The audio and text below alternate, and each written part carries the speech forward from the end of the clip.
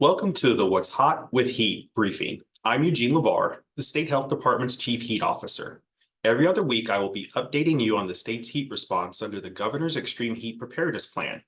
Sign up for our newsletter to receive the latest heat blogs in your inbox. The National Weather Service has issued an excessive heat warning in Arizona. In general, this is declared when the heat risk is high or very high. To find out what the heat risk is in your area, visit weather.gov. During this time, we recommend that affected partners activate specific response measures. These include keeping the public informed of any condition changes, ensuring healthcare facilities are ready for a possible influx of heat-related illnesses, increasing cooling and hydration resources, and ensuring outdoor workers have safe working conditions. Work in Arizona continues in the midst of the heat season. We are actively working with our nearly 150 partners across the state to keep communities safe under the Governor's Heat Plan. We are continuing weekly meetings with the Governor's Office of Resiliency to support awareness and collaboration.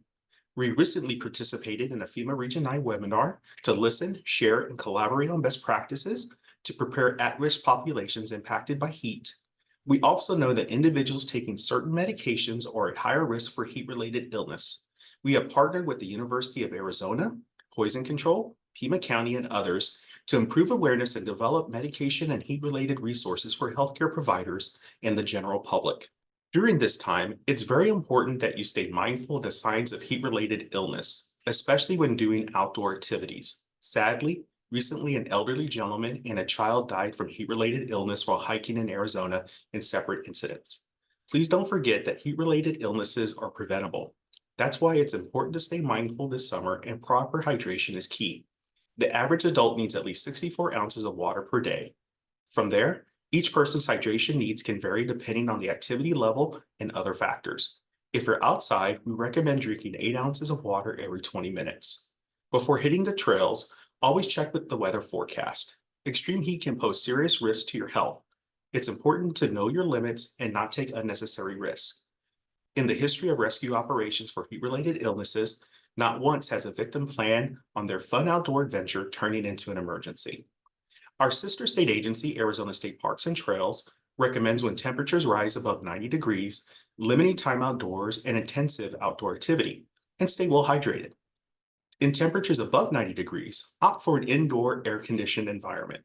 Remember, infants and young children, adults over 65, the unhoused, and people with excess body weight are at the highest risk for heat illnesses. Some medications can also increase that risk. Be sure to talk to your healthcare provider if you have questions.